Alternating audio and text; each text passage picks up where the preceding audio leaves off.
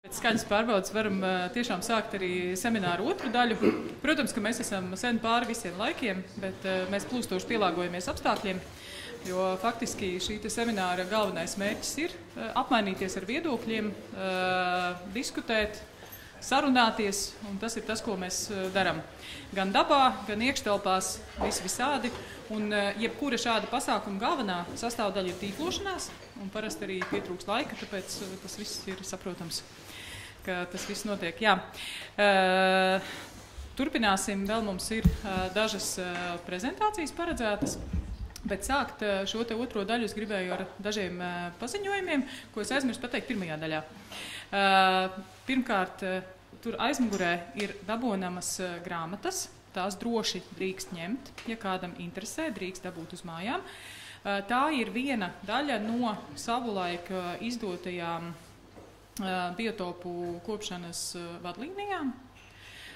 Tur bija kopā 6 grāmatas par katru ekosistēmu. Bija kā labāk apsaimniekot mežus, kā labāk apsaimniekot pļavas, piekrasti, ūdeņus, un iežu atsegumi ir viena no šādām grāmatām. Meži vairs laikam nav, bet iežu atsegumi ir tas svarīgākais. Viņi ir arī visplānākā grāmata, ātri lasās, bet tur ir visādi derīgi padomi, ko darīt un ko nedarīt nekādā gadījumā ar iežu atsegumiem. Tā kā, ja ir interesi, jā. Ir arī tiešsaistē ir pieejams, jā. Jā, tieši tā es gribēju piebilst, ka labā ziņa, ja nav fiziski dabūjama grāmata, tad visas 6 grāmatas ir dabas pārvaldes mājas lapā pie apsaimniekošanas ir sameklējums vai pielādējums arī kādā veidā. Jā, paldies par atgādinājumu. Tiešām tas tā ir. Tie, kas nedabū tā vienkārši grāmatiņas. Tad otrs draudzīgais aicinājums ir tiem, kas vēl nav pierakstījušies aizmugurē pie tām pašām grāmatiņām, ir saraksts. Lūdzu, ierakstieties dalībnieku sarakstā. Tas tiešām ir būtiski. Jā, un tad mazliet par saturu, ar ko noslēdzās iepriekšējā. Man likās, ka Venta prezentācija mazliet prasa dažus komentārus. Un, jā, tas bija tāds ļoti uzņēmēju skatījums uz lietām, kas tāds tas viedoklis ir, un mums ar Ventu ir ļoti laba sadarbība, bet viņš tiešām... Pirmais komentārs ir par šiem te saskaņojumiem WhatsAppā. Tā tas gluži nenotiek. Tas, ko domāja Vents, jā, mums ir ļoti laba komunikācija. Un komunikācijas un sadarbības nozīmē uzsvēra gan Vents, gan Sintija. Mēs visi par to šodien šeit runājam. Un mēs varam sazvanīties tiešām jebkurā brīdī. Vents var vai nu uzrakstīt man WhatsAppā vai piezvanīt un pajautāt par lietām, kuras viņš nesaprot. Un ļoti bieži ir tā, ka viņš man prasa, jā, vai tur var iet, vai tur nevar iet. Es paskatos, palūdzu padomu kolēģiem, atzvanu viņam atpakaļ, var vai nevar, bet tas nav saskaņojums. Tas nav saskaņojums tādā izpratnē, par ko stāstīja Sintija. Vents šo te izmantoja kā pozitīvo piemēru komunikācijai.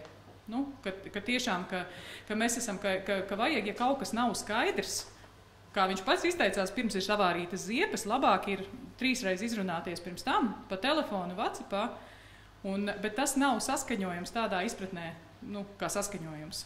Tas nav nekāds ne administratīvais, nekāds cits akts. Tā ir vienkārši saruna.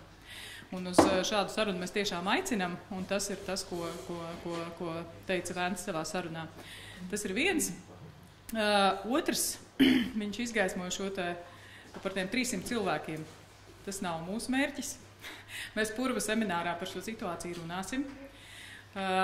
Jo, jā, ir dažādas nepilnības, tādas uzlabojamas lietas, un Vents, jā, viņš ļoti spilgti ilustrēja situāciju vienā konkrētā vietā, kāda var rasties, pat tad, ja visi uzņēmēji ir saņēmuši atļaujas.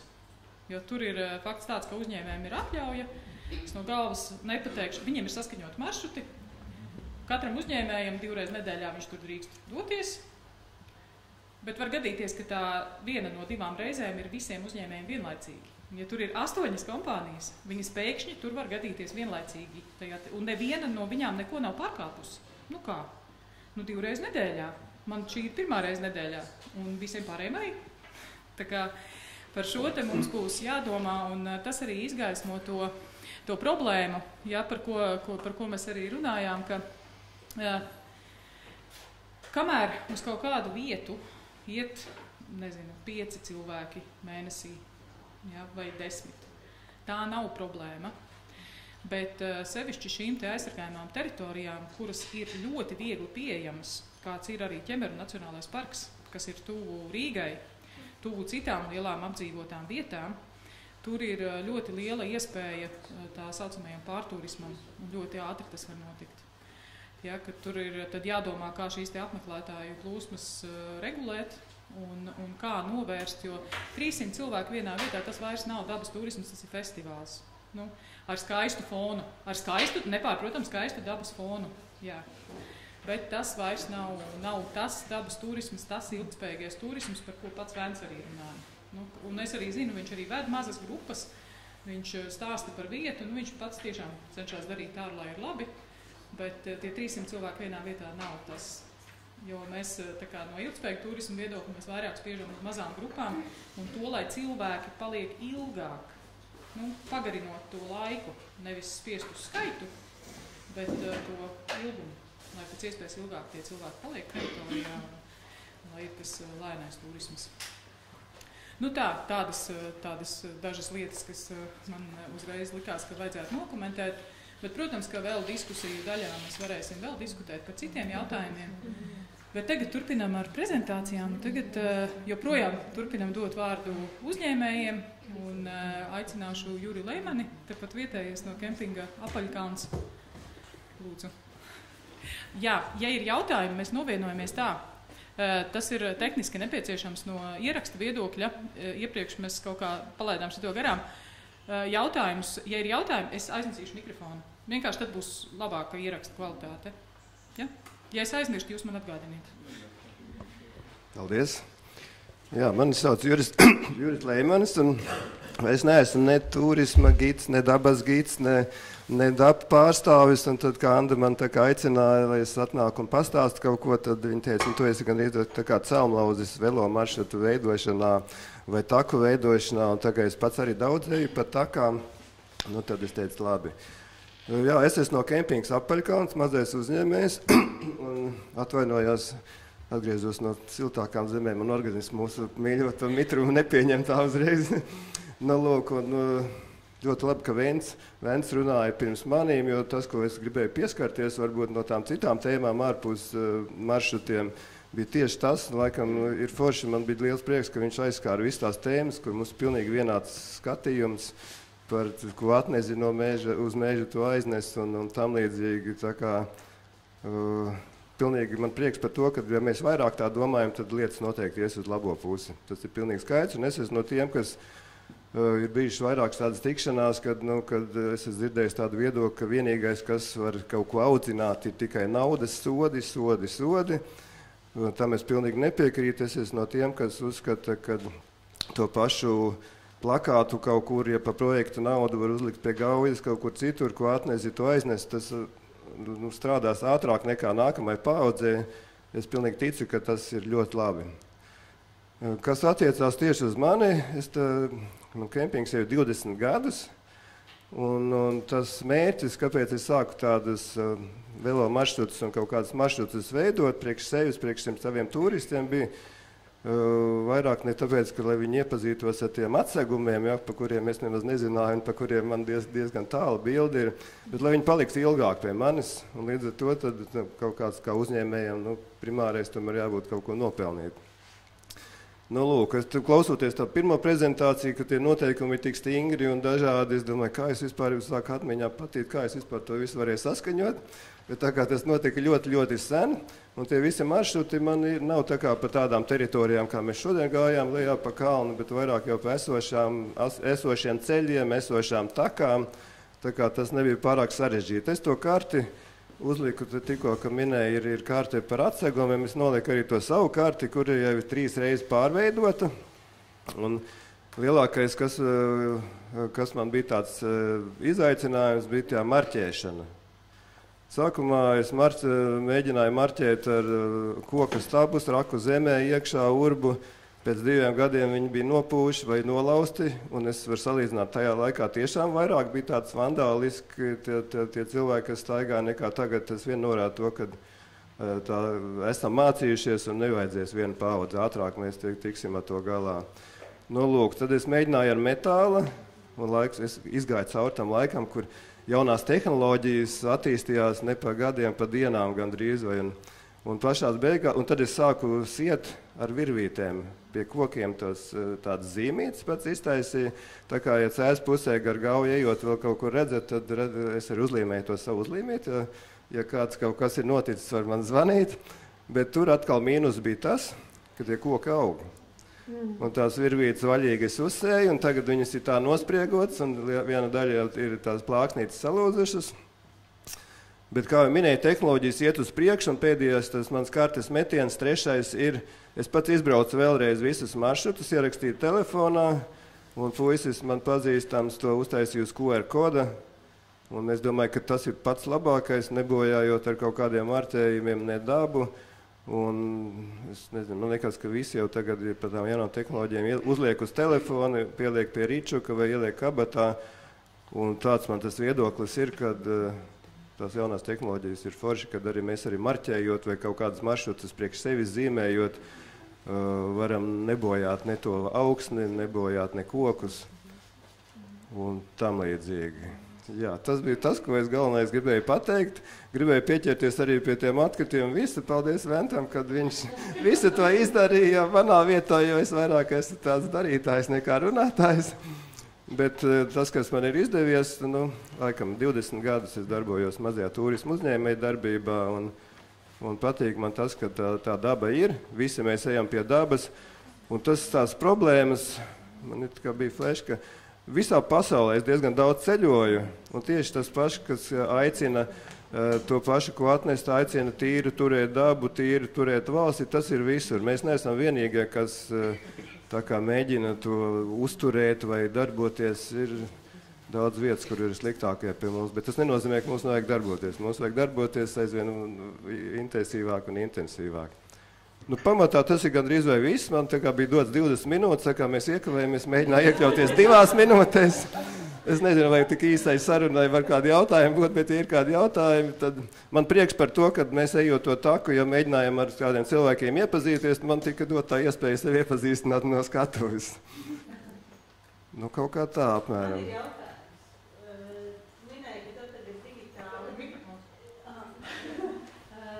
Digitāli tie maršruti, bet mana pieredze rāda, kad, zinot, no kurienes izbrauc no tevis un pa tiem mežiem, un kad var ātri izlādēties telefons, un kā tad tikt atpakaļ, ja nav uz koku uzzīmēts bultiņa? Jā, no iPhone nav paši labākie telefoni. Samsungs ir noteikti labāks tajā ziņā, un baterijas. Jā, bet katrā ziņā tās, ko es minēju, kad es esmu ar virvītēm sējis pie kokiem, šopavasar mēģināšu atrast laiku un atkal apbraukāt un atjaunot to, jo ir jau, es kādreiz ļoti daudz braukā pie izstādēm, un tad man likās, ka tas jau tagad ir noiets etaps, tikai internets un viss pārējais, bet tagad esam ar igauņiem, lietuviešiem atsākuši braukt, un arī tas tomēr darbojās, tieši tāpat tās ir forši.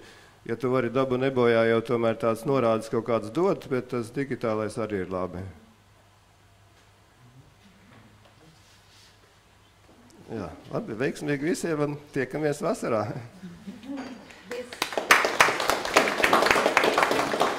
Bet īstenībā... Tās kartes es apstāšu, var paskatīties, kā man ir izdevies tos visu izvērst.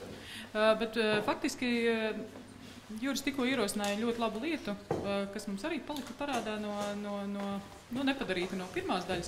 Mēs taču varētu iepazīties beidzot.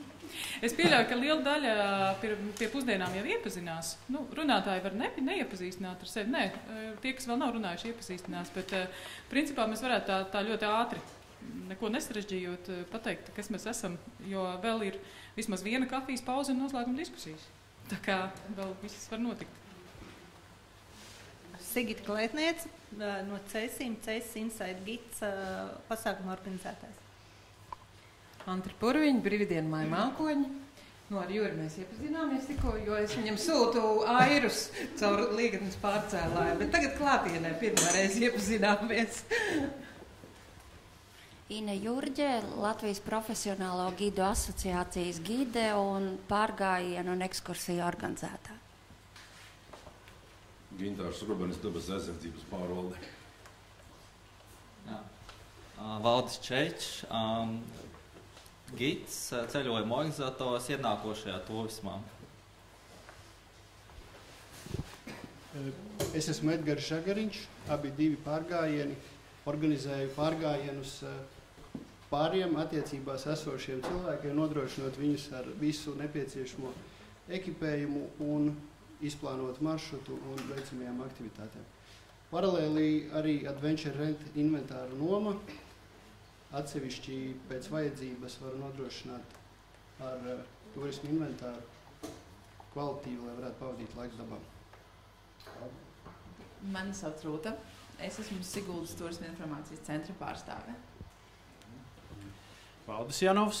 Esmu Siguldas takas. Tas ir sporta orientēšanās klubs. Mēs organizējam dažādu veidu sacensības Siguldas apkārtnē un piesaistam diezgan daudz dažādus jauniešus un pieaugušos katru nedēļu trešdienās un tagad arī sestdienās.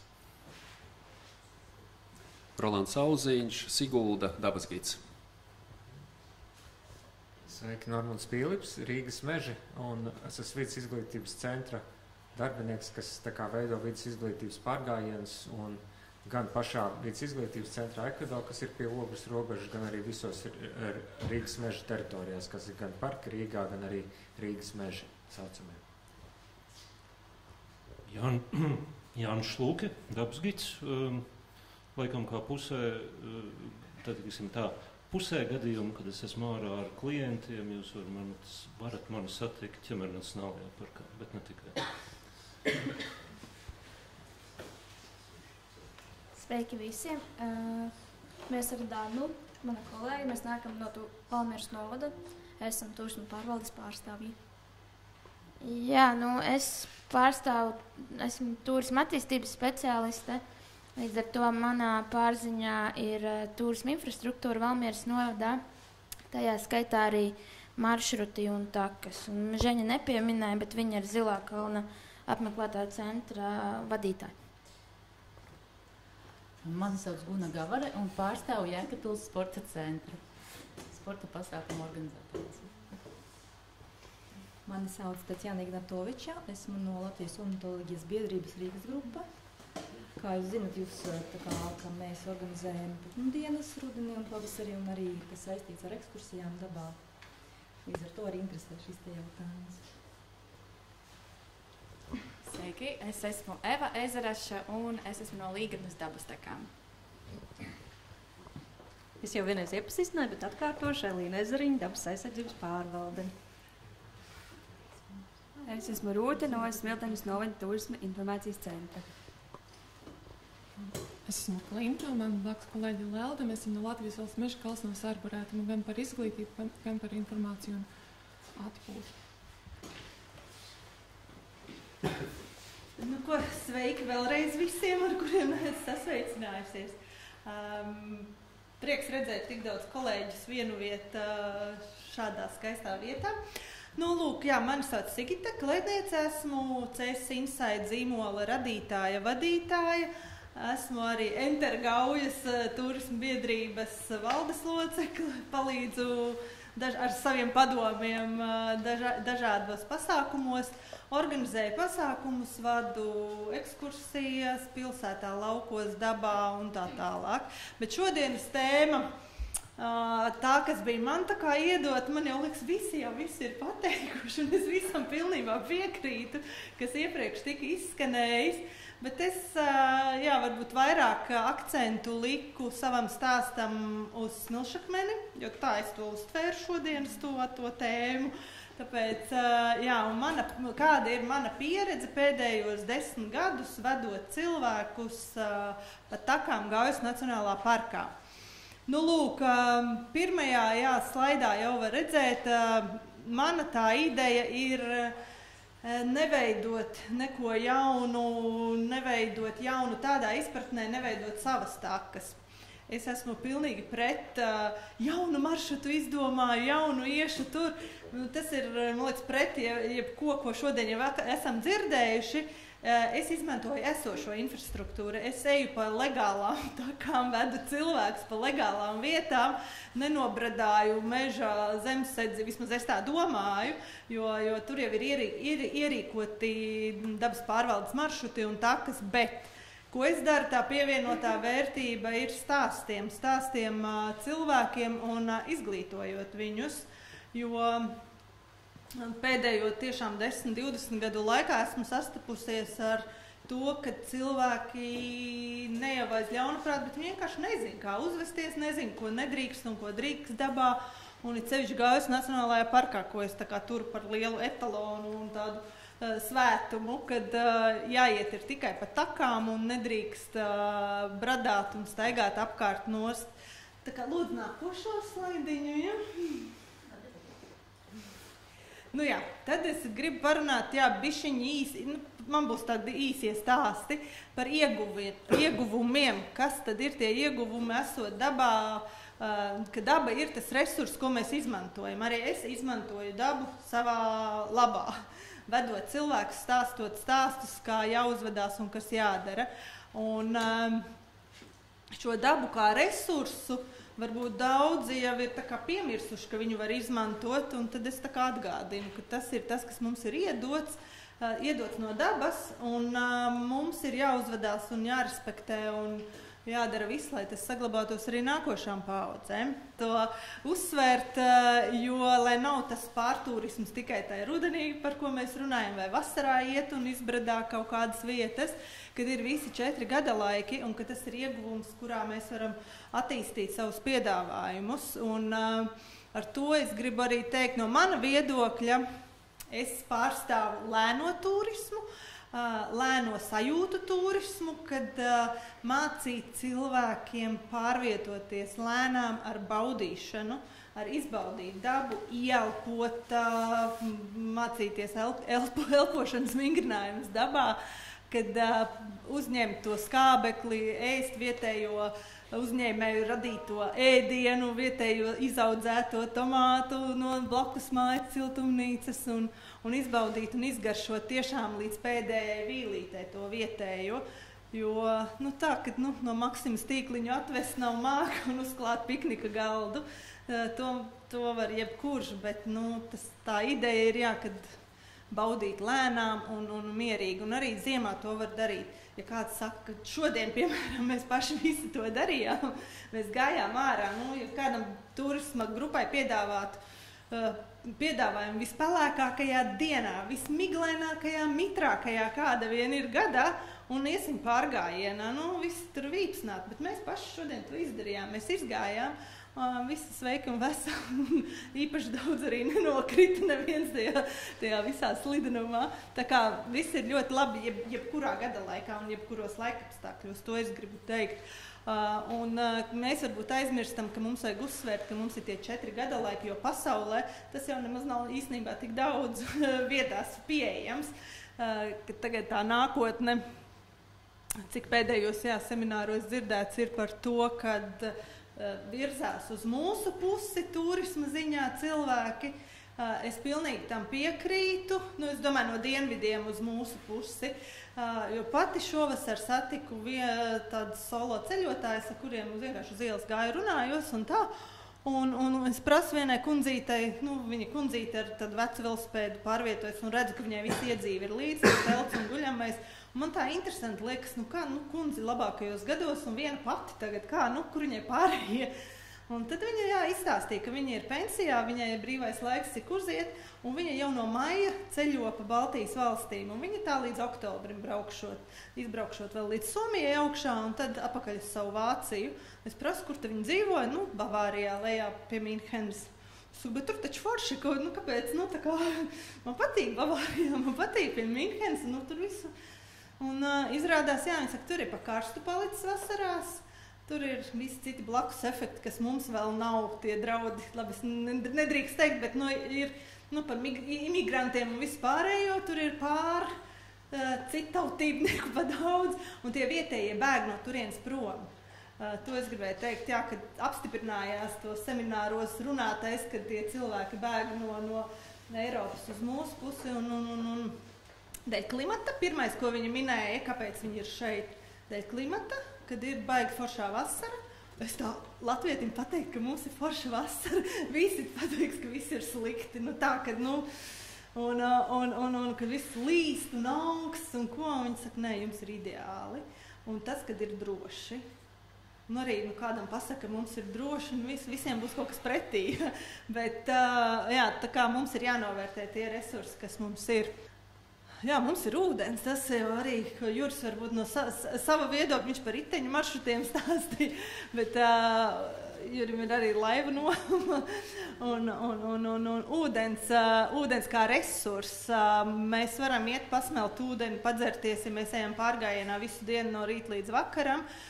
Tas ir legāli, tu drīksti to darīt, jo no citām valstīm atbraukšie brīnās, un saka, kā tu tā drīkst iet un pasmelt? Jā, drīkst, Smilšakmens ir attīrījis, mineralizējis un tā, labi, nedzers tu tur litriem un nestiepsi līdzi, bet, tas viss ir legāli. Un pa tīru ūdeni tu vari braukt ar plostiem un laivām, tas arī viss ir atļauts un nav, nekas tā tik ļoti ierobežots, lai to nedarītu. Tā kā, jā, un tās ainavas braucot ar laivām un plostiem pa Gauju, ir fantastiski. Un tā kā, to es pozicionēju, es esmu arī uz ūdens kā gids, kad mēs peldam lēnām, mēs nenesamies, mēs baudam, mēs ieklausamies dabā un vienkārši klusuma braucieni. Parasti tas notiek darba dienās, kad nav sestdienas, svētdien, kad nav masu turisms no galvaspilsētas ar cilvēkiem. Un tas ir tāds, jā, tādu relaksu un atpūtu man šovasar vairāki ārzemju viesi vienkārši pateicībā teica, kāds, ka nav cerējuši, ka tā var būt, ka mēs nobrauksim visu dienu un tieši vienu laivu satikām pa ceļam. Tas bija augusta beigas. Un tad, tā kā, kā? Es saku, tā ir mūsu priekšrocība. Ok, tālāk. Jā, un par svaigo gaisu jau tiešām mēs esam aizmirsuši, laikam, kad svaigas gaiss, tas ir mūsu resurss, kas mums ir, fitoncīdi lido priežmežu gaisā, un ja pareizi māk izstāstīt un parādīt un kā to paņemt, tas ir ļoti liels resurss, ko var piedāvāt cilvēkiem, jā, vienkārši svaigu, tīru gaisu. Jā, un tad man tēmā nākošais pārleciens bija no tām iespējām uz izaicinājumiem. Es ilgi domāju, man daudz bija ko šajā jautājumā teikt, bet tad es izvēlējos tādus priekš manis sāpīgākās tēmas. Jā, tas masu turisms, es esmu, kā jau jūs nojautāt no manas runas minūti iepriekš, lēns, kluss, mierīgs turisms pilnīgā pretrunā iet ar masu turismu. Un es esmu pilnīgi tā kā pretinieks masu turismam, jo es viņā arī pat nesaredzu biznesu. Ja es saredzētu kaut kādu tur banānu galā tuneļa, varbūt es tā neteiktu, bet viss ar manu pieredzi saistītais ir tāds, ka, nav tur nekāda biznesa. Tas ir piemērs no bildes pie Zvārda cieža 3 gadi atpakaļ, ja nemaldos. Ja runājam par biznesu, meita apsaimnieko Zvārcieža infonamiņu tajā laikā tieši, un mēs domājam, tagad būs tur 1000 cilvēku, kā viņi tur dzers kafiju, kā viņi pirks saldējumu, vienkārši, labi, pieveram acis, viņi tur ir piečurās savu visu stolcu papīru iztērēs, bet nekas, mēs nopelnīsim. Un bija pilnīgi pretēji, bija tieši 2 reizes mazāk cilvēki ienāca paņemt kafiju, nekā ikdienas sestdienā, kad ir ikdienas turisti atbrauc, un tas bija tāds, tā kā, vai to vajag? Es par tām visām, jā, tiem masu, viņi visi bija, protams, nerunāšu par to visu, cik viss bija piebradāts, nobradāts, rupi sakot, piečurāts pie kādu visi stūri, un toldas papīri vēl ilgi lietu jāgaida bija, lai sadalītos tie papīri pa visiem krūmiem. Nebija forši, un tās sprauža mandatas, ko sprauža numurs, bija viss ālājs. un citreiz bērni tur pie upes skraida basām kājām, tad tajā vasarā vēl ilgi nevarēja basām kājām gar upi iet, jo bija tās spraužuma adatas. Tomēr, tas jau no tīšām, es saprotu, bet tās ir pēdas, kas paliek no masu turisma, un tā ir mana pieredze, ar ko es saskāros, ko es jums varu stāstīt. Un tāpat arī mēs pie pusdienu galda runājam par tiem trektūras un visiem lieliem masu tiem pasākumiem. Es nezinu, es tiešām esmu pret, bet es esmu pret tikai par dabas teritorijām runājot. Ja es aizstāvu Gaujas Nacionālo parku, tad es saku, ka es negribu, ka viņi ir šeit Gaujas Nacionālā parkā, jo, ja mēs pozicionējam kā lēnu, mierīgu klusumu un baudīšanu, par kuru tu vari vairāk naudu uzprasīt nekā par masu turismu, tad, varbūt vajag diversificēt vietas. Es tikko atbraucu arī no Īslandes, kur es biju pārsteigta par to masu turismu apjomu, kāds ir masu turisms. Un tad es sapratu, ka es tā uzreiz tā filozofiski par savu Gaujas Nacionālo parku skatos un domāju, ka varbūt tās vajag to Siguldu, piemēram, un to pusi atstāt kā aktīvo turismu, kur ir tās, taku infrastruktūra visi atļauj būt daudz cilvēkiem masā. Bet uz augšu, uz Līgatņu ceļus un tālāk, ka tur paliek tas klusais, mierīgais, kur atkal tā daļa, kur neved tos lielos autobusus. Es tādā izpratnē, ka tas nav, tur ir tāds cita veida, un ka mēs viņu sadalām kaut kādās zonās. Bet es nezinu, es fantazēju, vienkārši tā ir tā mana pieredze, ka man liekas, ka man nevajag tādu masu turismu, masu pasākumus. Un tad ir tas, ko man Anda ir iemācījuši jau gadus 20 par to, ka man ir daba jāpieņem tāda, kā viņa ir, ka viņa mainās. Un man vienmēr likās kādreiz, jānozaģē koks, tur zvārds iezim atsegumu un neredz, un ainava pazūd, un vispār kāpēc tur aizauga krūmiem, un ka vajag, lai būtu smuki. Bet izrādās, daba jau pati zina, ko viņai vajag, un daba pati mainās, un viss notiek. Un ir vienkārši tam cilvēkam jāpielāgojas. Un šitai mainībai es negribu pielāgoties, bet ir jāpielāgojas atkal. Tas ir tas pats astoņzobu izgrauzis, kas senās egļaudzes izēd visā Gaujas Nacionālā parkā un krīt koki. Un, lielā vējā ir bīstami iet staigāt mežā, tas ir skaidrs, bet tas ir tas, ar ko es mācos pieņemt, ka daba ir daba un ka tā tam, te procesi, kas notiek, tādi arī notiek. Šis arī viens no procesiem, kur es negribu pieņemt, bet viņš notiek. Dabas erozija Smilšakmenī. Tieši šis kadrs ir fotografēts pirmajā Covid laikā gadā, jo tad es vien pati staigāju apkārt visu kaut kur, un tur atlūza sarkanajās klintīs, ejot apkārt maršrutam, atlūza viens ļoti liels gabals klints, bet tas skaidrojums rezultāts bija reāli, ka ļoti lija lietus, mēnesis no vietas bija līs lietus, un ir tad, kā jau dabā viss jāpieņem, ka tā notiek, salija kļuva pa smagu un atdalījās un nogruva. Bet man nav tagad precīzas bildes par šodienu, tas ir cik 4 gadi pagājuši, ja? Un tur viss ir ar jauniem gravējumiem, jauniem mūsdienu ierakstiem ir jau sarakstīts iekšā uz klints, kas nav pieņemami, ko mēs jau runājām iepriekš arī. Un tad viens no tiem nākošiem izaicinājumiem ir izglītot, ar ko es nodarbojos jau arī visu šo laiku, gan savus viesus, gan skolēnu grupas vadot. Es visus izglītoju par to, kā jāuzvedās, kas jādara un kādai attieksmei jābūt ejot dabā. Tas nav viegli, bet man patīk, man ļoti, ļoti patīk tas rezultāts, ka pēc tam kaut vai senioru grupa pienāk un saka, mēs šito nezinājām, un cik labi, ka tu mums izstāstīji. Un man liekas, kā visu mūžu nodzīvoja pat blakus, un kā tu varēji nezināt, man tā liekas. Bet tad ir tādi, un jaunieši arī saprot un izskaidroja, kā jādara, ka nedrīkst iet tuvu klintīm un skrāpēt un tā tālāk un kāpt. Tas jau jauniešiem vairāk gribās kaut kur uzkāpt. Un tad, tas sagādā prieku, tā izglītošana. Nu jā, un tad ir par to, jā, par tiem bija tēma, ko aizsākt, kurš no kolēģiem, par to, kas ir vēsturiskās vērtības ierakstiem uz klintīm un kas vairs nav, kas jau ir krimināli sodāms. Bet, man ļoti aizrauja fascinēt to seno ierakstu pētīšana, var tik daudz interesantas lietas uzzināt. Un tad ir, jā, tas stāsts, ko varbūt es varētu tagad izstāstīt, kad mums visiem tie sociālie tīkli ir pēdējos 10-15 gadus.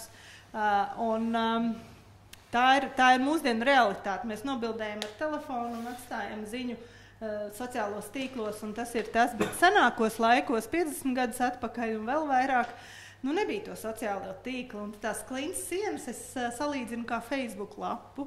Tu viņu skaties un lasi, un tad tu redzi 100 gadus atpakaļ, tur kāds ir kādu mīlējis un atstājis tur skaistas dzejoļus un mīlestības apliecinājumus.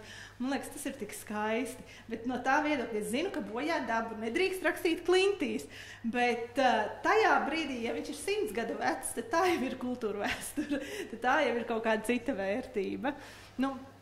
Tā man liekas, un tad vēl viena bilde ir par to, kad ir jāizmanto esošā infrastruktūra. Tas ir izaicinājums arī, jo blakus paralēli esošām trepēm takām bieži vien ir izbradāti celiņi un izbradāts blakus, kur it kā nevajadzētu būt, ka iet cilvēki, bet, tā viņi dara. Te ir tas, ko es minēju par dažādiem gada laikiem, ka nav ierobežojumi un izaicinājums ir arī, kāpēc šīs bildes ir pie izaicinājuma, tāpēc, ka izaicinājums ir ziemā dabūt cilvēkus ārās pārgājienu, ja tie ir tādi, neparastie, kas jebkuros laikapstākļos, jebkur iet, un tad vienmēr ir prieks, kad ir iziet ārā, un kad tu jau esi dabūjusi viņu ārā uz dabu, tad tas sagādā prieku. Un arī te ir tas stāsts, ka bildējam ar telefonu, priecājamies un liekam sociālos tīklos, un tas ir mūsu šīs dienas stāsts. Nevis kā Klints ir aprakstīts jau ar 2.024, diezgan daudz. Pie izaicinājumiem ir arī brīvais laiks, jo cilvēkiem pēdējos, jau Covid laikā sākot, kļuva pēkšņi brīvs laiks. Un tad, ko darīt? Tad visi nesās uz dabas takām un uz dabu. Un tas bija tas posms gadus 4 atpakaļ, kad tika ļoti, kā lai sakam, nodzīvota daba, ļoti nobradāta, iznīcināta, ļoti daudz iznīcinātas vietas. Vismaz tās, ko es esmu piedzīvojis, tās pašas Līča Lanģu kliņšu maršruts, kas tika ļoti sabojāts, nekā bija pirms tam. Lūk, un tad, lai kaut ko pamainītu, lai nav visi tik vienmuļi, tad mēs izveidojam jaunus maršrutus ar elektroritiņiem, un piedaloties arī šajā Erasmus programmā, kad mēs bijām Igaunijā, pētījumus veicot, mēs veicām pētījumus, cik atstāja uz dabu velosipēda braukšana, cik atstāja uz dabu tavs pēdas nospiedums, ka tu ej un bradā, un tas viss ir saskaitāms un izmērams ciparos. Tas nav vienkārši blā, blā, blā, tur kaut kāds skaitītājs pielikts pie takas sākuma, un ka viņš saskaita, un tagad tur, tie arī ir cipari vajadzīgi, bet reāli fiziski to var izmērīt mērvenībās, un tad tā bija interesanta pieredze, uzzinot to, ka riteni bija vislielākā slodze, ko dabai nodara, tad tur bija vai fatbikes vai parastais mountain bikes, bet reāli abiem bija līdzīgi. Tur nevarēja izdalīt, ka viens ir bišķi labāks dabai, viens ir bišķi sliktāks, kaitīgāks. Tur ietekme uz dabu bija līdzīgi, vienāda. Un tad nākošais bija kājām, iešana un kājām izbradāšana arī atstāja, protams, ietekmi. Bet tas secinājums ir tāds, ka, ja tu ej vienā līnijā vai riteņi brauc viens aiz otra, tad viņi graujoši atstāja iespaidu. Bet, ja tu izklaidus, tā kā, ja brauc tur 10 cilvēku grupa, tad, ja viņi nebrauc viens aiz otra, vai arī tas pats ar kājām iešanu, ja tu neizbradā viens aiz otru kā pīļu gājienā, bet plašāk ej, tad tas atstāja mazāku iespaidu. Tas bija tāds mans atklājums, un man likās, kā visi iestaisni taciņā būs varbūt, tā kā iebradās un viss, bet izrādās nē, ka tas, ka tu ej izklaidus, ka tas atstāja mazāku tavas pēdas nospiedumu dabā. Jā, un te ir mana vēl viena sāpe, ko es saku, kas te vienkārši konkrēti stāsts par sociāliem tīkliem un dabas bojāšanu. Es speciāli pirmdien aizbraucu sabildēt šos kadrus priekš jums, jo man likās, ka vajag svaigu parādīt bildi no dzīves. Un zvārds iezis, iežu atsegums, pats ieža, tas raks, kā saka. Un ir tā, ka kāds sakars ar sociālajiem tīkliem, es neliku piemēru bildes, vienkārši nav forši reklamēt, bet vienu brīdi bija modē tur uzkāpt augšā uz tā raga un nobildēties, vai ar dronu tur uztaisīt kaut kādu tur skaistuma bildi, un baigi kruti ir ielikt sociālos tīklos, kā tu bijis pašas vārds ieža, bet tur ir aizliegts atrasties. Un tad, es pāris reizes tur kādu cilvēku, kas ieraudzījis, es, protams, sāku aurot, un, ja būtu mans troķis, es viņu nošaut, tas ir pilnīgi skaidrs, jo es jau, ko tad, cilvēks parastais, tā kā skolēniem, es saku, es jau neesmu skolotājs, es jau varu atļauties tev aiz ausis paraut vai uzbļaut, jo man šitie izlaideņi krīt nerviem citādāk dažreiz, es varu atļauties kaut ko, stiprāku izdarīt. Un tad viņi parasti nomierinās. Bet tas stāsts, ka tie sociālai tīkli ietekmē, un tad viens brīdis bija tāds bums, ka visiem vajadzēja tur rāpties augšā un bildēties no tā klinca augšas. Dabas pārvalde ieklausījās, protams, un saprot, ka būs, rupji sakot, sūdi lieli, jo, ja cilvēki kāpja augšā uz tā raga, nomīda zemsedzi, to sunas, to centimetra kārtiņu, kas vēl tur ir atlikusi, līst ūdens lietas patieši iekšā smilšakmenī, viņu saplēš salā un viņš atdalās un nobrūk. Tas nozīmē, ka šādu kadru ar to zvārds ieža ragu mēs varam tuvāko gadu laikā vienkārši fiziski pazaudēt. Un man tā liekas traģēdija, jo tas ir tomēr Latvijas ainavas kanons un tāda, tā kā, baigi foršā vieta. Un dabas pārvalde, ko izdara? Dēļ cilvēka, nevis dēļ zvēriem. Viena marga, tā kā viens gars sēta, kurai skaidrs nedrīkst pāriet. Un tad bildē varbūt neredz, tur tālāk ir otra sēta, kas ir ar dzeloņstieplēm, un krusta šķērs ir salikts. Un es vienmēr turistiem stāstu. Jūs saprotat, tas viss ir priekš cilvēka, lai cilvēks nekāptu augšā, bet viņi tur pamanās izlīst kaut kā pa šķirbām. Bet tas viss ir radīts tās divas dubultās sētas un ar to dzeloņstiepli dēļ cilvēka, lai viņš nekāptu augšā un nebūtu tur, kur nav jābūt. Un tas ir tas, kas man tā kā baigi nepatīk. Un tur ir jau nobradāts, un cik es zinu, gadus 20 atpakaļ bija akcija dabas pārvaldē, kad darbinieki gāja, lika klāja sūnu klājumu augšā uz ieža, lai tā zemsedzē būtu, lai neskalotu to lietu un lai tur tā kā neietu bojā tas iezis. Bet pēdējos gados man liekas, ka nav tas darīts, vismaz es nezinu. Bet cilvēks tāpēc bojā to dabu ar savu klātbūtni, kur nedrīkst. Tāpēc ir ierīkotas šādas skatu vietas, fotostūrīši, kā es saku. Tas bija pagājuši gadu uz Gaujas Nacionāla parka 50 gadu jubileju. Lūdzu, fotografējies un nostājies pa vidu, ja vēlies, un taisi bildes, un būs tev tas iezis ar visu info, kur tu atrodies.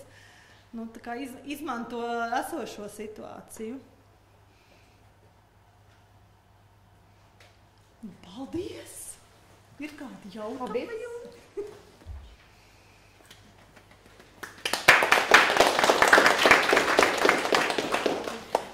Jā, paldies, Sigita, tev ļoti liels. Es piefiksēju vairākas lietas, uz kurām man arī gribās tie komentāri, arī vairākas tādas par to, ka pieņem dabu, kāda tā ir. Tā ir pilnīgi taisnība, un pie tā mēs dabas centros tiešām strādājam diezgan intensīvi. Te var rasties tiem, kas vairāk zina par to, ko dara dabas aizsardzības pārvalde, varētu rasties ar faktu. Kā pieņemt tā, kā ir jūs paši taisat talkas. Nu, te jūs paši nepieņemat tā, kā ir. Un te tas skaidrojums, jā, mums ir iniciatīva Daru labu dabai, kur mēs darām visādas labas lietas dabai. Tie nav atkritumi, nevācam atkritumus šajās talkās, bet ejam dabai palīgā. It kā savā ziņā pretruna, bet kā mēs vienmēr stāstam talku pašā sākumā, mēs dabai ejam palīgā 2 galvenajos gadījumos. Viens gadījums, kad runa ir par zālājiem vai pļavām, kas pašos pirmsākumos pļavas radās dēļ lielajiem zālēdājiem, tauriem un tarpāniem, kas tika izmedīti jau pirms vairākiem tūkstošiem gadu un vairs nav, un tad šo te lomu lielā mērā pārņēma cilvēks. Līdz ar to pļavas un zālāji šobrīd jau lielā mērā ir vērtējums kā kultūrvēsturisks fenomens, un pļava līdz ar to ir faktiski vienīgā ekosistēma, kas nevar bez cilvēku palīdzības, viņa vairs nevar īsti pastāvēt, viņai ir nepieciešama apsaimniekošana. Ja pļavu neapsaimnieko, viņa vai nu aizaug, ja, tad tur vienkārši veidojās mežs. Līdz ar to, jā, pļavas mēs apsaimniekojam, mēs rīkojam sienu talkas, tas ir tas viens gadījums. Un otrs lielais gadījums ir, kad mēs sarunu valodā runājot, esam paši kaut ko sačakarējuši un vēršam tā kā par labu. Vai nu tās ir invazīvās sugas, kas ir saviesušās tagad arī pa visu Latviju. Protams, ne jau speciāli viņas ir stādītas, latvānis ir ievests speciāli un tad savairojies. Bet tā izcelsme, protams, ir ļoti dažāda, bet tieši vai netieši bez mums jau tās sugas te nebūtu nonākušas, tās invazīvās. Tad tie ir tie gadījumi, kad mēs ejam dabai palīgā un cenšamies kaut ko vērst par labu. Tā kā tas tik daudz par to dabu. Kas man vēl bija pierakstīts? Tik forši tā prezentācija man ļoti patika. Jā, par lielajiem pasākumiem. Es jau arī minēju šo pie prezentācijas par ilgtspējīgu turismu, un mēs esam pieskārušai tēmu arī pagājušajā nedēļā, kad es biju pie Gaujas turismu biedrības, par to dabas vērtību saglabāšanu. Respektīvi ir vesela virkne aktivitāšu, ko mums dabā patīk darīt, un kas ir labi, un kas ir cilvēku veselībai vajadzīgi. Respektīvi cilvēki nodarbojās ar sportu, un ir vajadzīgas foršas vietas, kur to darīt. Jautājums ir, vai šādiem te lielajiem pasākumiem, kas ir ar vislielāko slodzi, bet ar vismazāko pievienoto vērtību, vai viņiem ir jānotiek tajos 12% aizsargājamo teritoriju? Tas ir tas jautājums. Jo nedrīkstētu nonākt līdz situācijai, ka tie 12% ir vienīgais, kas mums vēl ir atlicis, kur mums visiem patīk uzturēties, un nekā cita vairs nav. Jo tad sanāks, ka tām teritorijām, kurās ir tās visjūtīgākās dabas vērtības, un kas pamatā ir veidotas to vērtību saglabāšanai, viņām būs jāpaņem pretī pilnīgi viss, ko cilvēkam vajag. Un tas var vairs nebūt iespējams. Līdz ar to ir ļoti būtiski, lai foršas, skaistas, tādas teritorijas, kurās mums patīk uzturēties, bet ne ar tik jūtīgām dabas vērtībām, lai viņas ir pietiekamā skaitā arī ārpus aizsargājumām teritorijām, kur cilvēki var braukt ar riteni, kur var rīkot skriešanas sacensības, jo šiem te lielajiem pasākumiem lielākais iegūms jau ir tie kilometri. Tie noskriecie kilometri, tas fiziskais izaicinājums. Tiem cilvēkiem, kas ierodās, lai kā viņi arī necenstos, mēs esam ar dabas centriem braukuši uz šādiem pasākumiem. Nē, uz to pašu Stirnu buku mēs esam braukuši un mēģinājuši cilvēkus izglītot, tas nestrādā. Viņi tur ir citi iemesli dēļ, un tas iemesls nav slikts. Lai viņi skriet ir forši. Bet vienkārši jā, ka tas jautājums, tas, ka šiem pasākumiem ir jāatrod vieta, par to nav šaubu, tas ir ļoti labi. Tā diskusija ir par to, vai tieši aizsargājumās teritorijās. Un vēl jau vairāk, ja tas ir pavasarī un ja tas ir ārpus esošās infrastruktūras. Mums Ķemeros ir bijis trektūrs, bet trektūrs ir kā arī liels pasākums, bet atkal viņi bija rudenī. Un viņi izmantoja esošo infrastruktūru. Līdz ar to to maršrutu mēs ļoti viegli saskaņojām, un viņš faktiski gāja pa esošo infrastruktūru, mēs tur neko. Bet šie te lielie pasākumi, tur ir dalības maksa, kas ietver sevī pilnīgi visu, un šie pasākumi paši sev ēdina. un viņi ārpus šī pasākuma neko netērē. Kāpēc? Jo vairāk tu izmanto to, kas tev jau ir iekļauts cenā, jo izdevīgāk tas sanāk. Tā kā, jā, tas ir par tiem lielajiem pasākumiem, es piekrītu, jā, tas ir jāizvērtē. Un jā, vēl viens komentārs par to palikšanu pie esošās infrastruktūras un neiešanu dabā nemaz. Mēs šodien arī pagājām mazliet ārpus infrastruktūras, bet tur atkal nav tāda, manā skatījumā, tur arī nav tāda melnbalta risinājuma. Tas mūsu aicinājums ideālā variantā būtu atturēties no šķērsām pa dabu tipu pārgājieniem pavasarī, kas ir dabā visjūtīgākais laiks. Un pavasarī likt uzsvaru uz esošu dabas taku, dabas maršrutu apmeklējumu. Taisnība Sigitai, ka uz esošās infrastruktūras pamata var veidot aizvien jaunus un jaunus turismu piedāvājumus. Un tādā veidā izmantot to esošās infrastruktūras potenciālu tik, cik tas ir iespējams. Un pavasarī tas ir tāds īpašs aicinājums izmantot maksimāli visu to, kas jau ir gatavs, visus esošos meža ceļus, takas, visu. Jo pavasarī var gadīties situācija, kad mēs negribot, mēs it kā gribam doties ekspedīcijā, bet mēs negribot varam kādam nodarīt postu.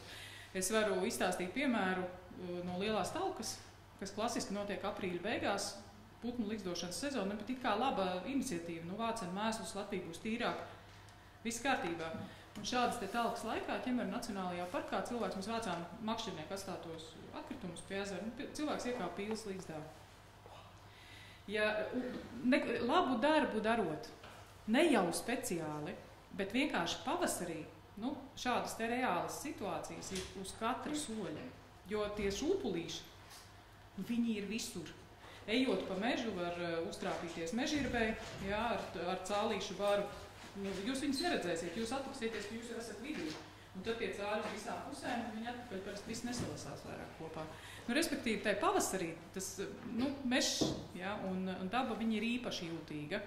Tāpēc tās ekspedīcijas un tādus izzinošus, un ja tomēr kādus jaunus maršrutus, tad labāk šādas ekspedīcijas ir atstāt uz dabas kluso laiku, uz rudeni, lūk, ideja nesezonai. Bet no iežu atsegumiem gan nesezonā labāk ir atturēties, tas jau izskanēja, ka pie mums ķemeros viss ir forši. Mēs varam iet arī nesezonā, bet iežu atsegumos ir kas? Sikspārņi.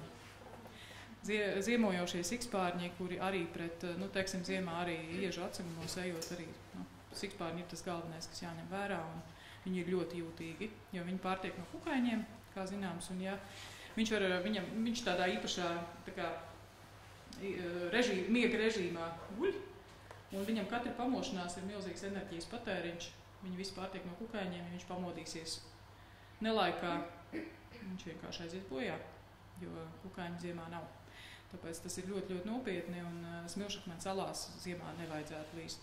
Tādos pārgājienos, kas iet apkārt, jā, tādos var, bet iekšā nevajadzētu, un uguni nevajadzētu kurināt.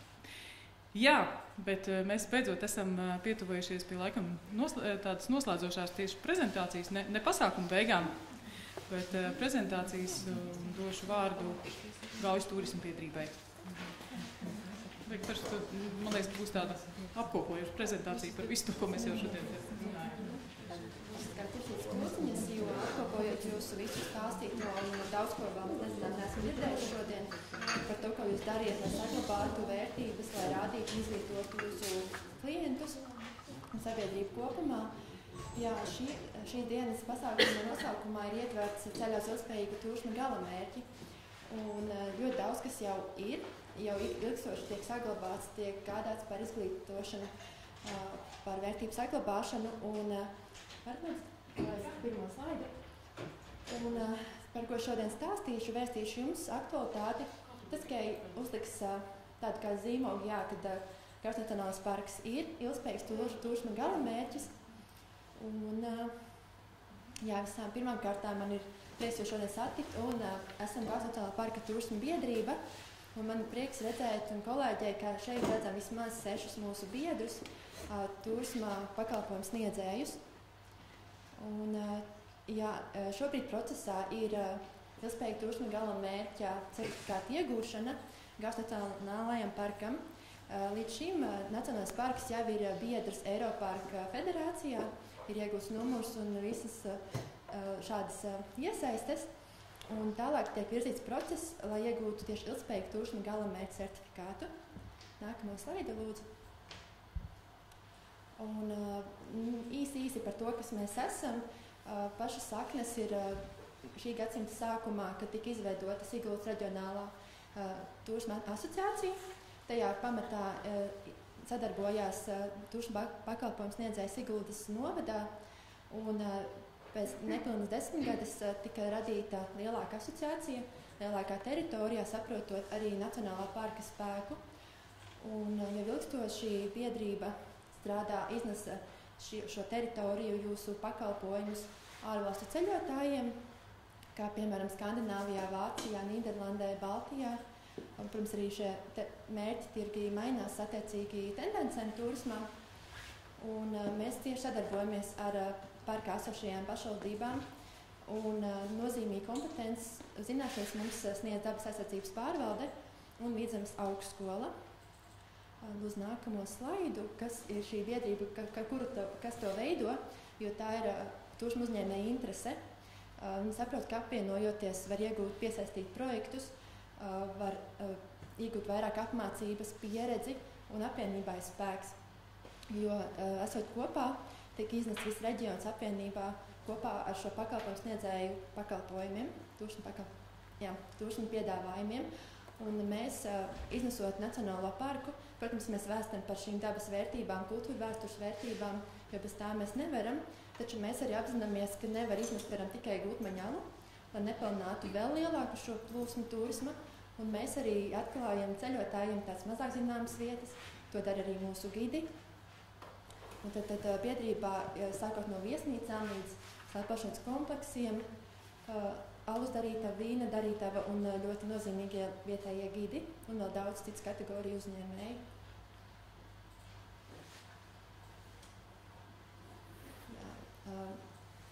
Jūs esat pieļauju dzirdējuši, esat apmeklējuši šī dabas aizsardzības pārvaldes organizētos pasākumus par šo hartu, kas ir ilgspējīga turisma galamērķa certifikāts. Un viņa tika izveidota šī apvienība 95. gadā pagājušajā gadsimtā. Un galvenokārt šajā tīklā ir Spānijas, Itālijas, Francijas valstis, šīs īpaši aizsargājumās dabas teritorijas, mazāk ir mūsu pusē. Un pirmais Latvijā šo certifikātu ieguva Ķemeru Nacionālais parks. Un šobrīd mēs esam ceļā uz to. Tad viss, ko dara dabas aizsardzības pārvalde, uzņēmēji ar savu sirdsapziņu, savu kaislību. Un šī visi resursi, kas tiek saglabāti, tiek pētīti, tiek strateģiski vadīti, tad tas ir viss pamatnosacījums, kāpēc mēs esam virzībā uz šo. Un šis ir liels spēcīgs tīkls, kurā ir vairāk nekā 350, piemēram, nacionālai parki un cita veida aizsargājumās teritorijas, kopā 7 Eiropas valstīs. Un mēs esam arī izdomājuši, daudz pētījuši, kādus iegumus tas sniegtu. Mums noteikti ir tam, lai mācītos no labākajiem piemēriem, no pārējiem šī tīkla dalībniekiem. Tāpat arī tas ļaus mums pārņemt pieredzi vai dalīties savā pieredzē. Tas veicina šīs vietas kā Nacionālā parka konkrētspēju, jo, kad paskatīt turistiem, ka mēs esam Nacionālais parks, tas jau ir kvalitātes zīme. Viņi apzinās, viņiem uzreiz ir savas ekspektācijas, savu pieredzi no citiem tādiem ceļojumiem. Un šis papildus izmantotais zīmols, visur, kur mēs papildināsim un partneri papildinās, tas pacels šo latiņu šim parkam. Un tāpat arī tas ļaus attīstīt vēl ilgspējīgāk turismu šeit, jo šis mums arī stāstīja Agnese, un esam paši lasījuši, ka tas ir kā veiksmīgs rīks, lai tieši attīstītu turismu ilgspējīgā veidā šajā aizsargāmajā teritorijā, kas paver tādu kā skatījumu un rīcību plānus, lai strateģiskāk plānotu, aizsargāt to, kas mums ir. Un vēl labums, kas attiektos arī tieši uz jums, uzņēmējiem, kad šo certifikātu pēc tam, kad to ir ieguvuši šī Nacionālā parka teritorija, arī jūs varēsiet pieteikties un iegūt to bez maksas, bet, protams, sākumā nokārtot visu dokumentāciju. Un tad jūs varēsiet arī šo izvietot savos kanālos, vēstīt saviem klientiem.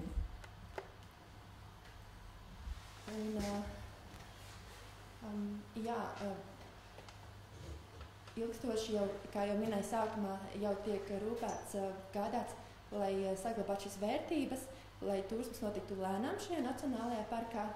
Ir daži izkristalizējušās, daži priekšnosacījumi, kas jau mums ir, tāpēc šis ceļš process uz šī certifikāta iegūšana ir daudz jau vienkāršāks. Izņemot, protams, pašu dokumentācijas kārtošanu, kas ir jāizdara. Un tad ir apzinātas aizsargājumās dabas teritorijas kultūra vēstures vērtības, pašas dabas vērtības, turisms noris ilgspējīgi, kā arī klausāmies no jums šodien un no citos pasākumos. Arī mēs vēlamies un izceļam parku tā, lai turisti plānot šeit pavadīt ilgāku laiku, ne tikai 1 dienu, pusdienu, bet vismaz 3 un vairāk dienas. Tāpat arī, lai baudītu ēdienu, kas tiek pagatavots tepatās, nevis paņems ķēdēs, kas izaudzēts no saimniecībām. Jo tāds restorānu kafejnīca mums ir gana daudz. Tāpat arī šis turisms notiek tā, ka tiek atbalstīta vietējā ekonomika. Arī kā Sigita minēja, kad, piemēram, pasniedz savos pārgājienu restorānos to, kas ir izaudzēts šeit patās, tad tas ir iegums vietējiem cilvēkiem, uzņēmējiem. Arī paši uzņēmēji veido savus turismu produktus tā, ka, piemēram, šis maršruts ved apkārt pie kaimiņu uzņēmējiem un sadarbojas savā starpā. Gan dabas aizsardzības pārvalde, gan jūsu uzņēmēji, gan arī mēs savā veidā projektos izglītojam sabiedrību par to, kāpēc audzēt, kas mums ir, un vēl daudzos citos aspektos.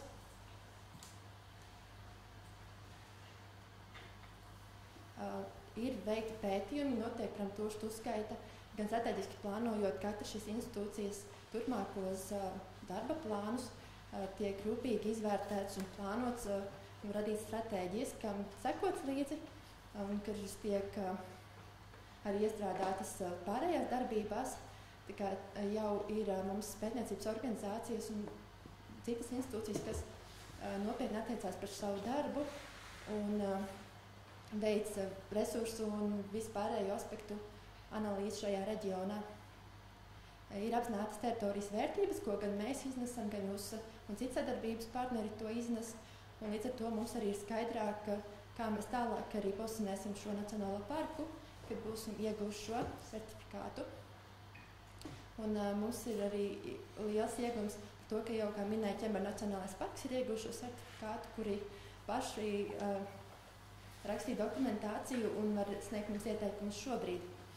Un arī šie speciālisti sadarbojas tīklā un var jau mums dot citas pieredzes gan par turisma realizāciju, gan par dokumentācijas kārtošanu. Un kā viens no tādiem priekšnosacījumiem, lai iegūtu certifikātu, ir uzņēmēju fórums. Un varam uzskatīt, ka arī mūsu biedrība jau ir uzņēmēju fórums, kuru mēs sasaucam kopā dažādās sanāksmēs par dažādām tēmām. Un viņi var paust savu viedokli, ko mēs apkopojam. Un šobrīd šo procesu kopā veido dokumentāciju kārto mūsu biedrība Kārs Nacionālā parka turisma biedrība sadarbībā ar dabas aizsardzības pārvaldi, kuriem ir ļoti liela datu mākslinieks, tā teikšana, speciālistu kapacitāte, un arī pētījumi un procesi tiek pātrināts, pilnveidots ar Vidzemes augstskolas pētniekiem. Un šo procesu mums vada Rolands Auziņš, viņš ar mums šodien ir kopā, koordinē, un arī aktīvi iesaistās Agnese. Un šo mēs plānojam iesniegt līdz šī gada decembra vidum. Pēc tam nākamajā gadā plānots, ka brauc vizīte, apskatīt visu uz vietas, runāt ar iesaistītajām pusēm. Un ik pa 5 gadiem ir jāatjauno šis certifikāts, un tas iezīmēts 29. gadā. Ja, paldies par uzmanību, vai jums kādi jautājumi būtu? Nedaudz saprāties.